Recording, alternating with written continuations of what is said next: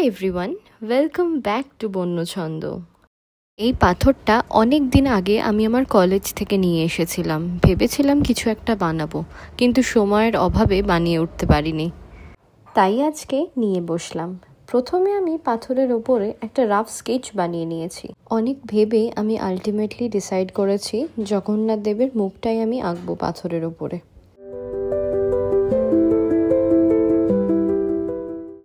জগন্নাথ দেবের মুখের অধিকাংশ অংশই কালো রঙে আবৃত।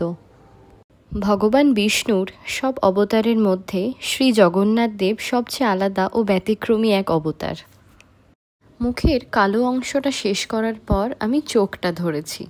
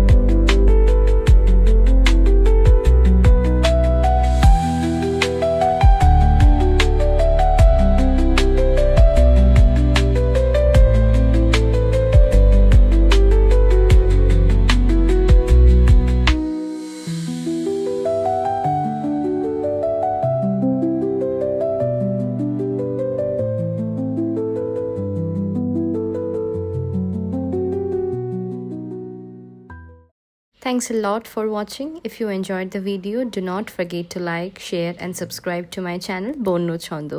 Take care, stay kind, and I'll see you soon in the next one.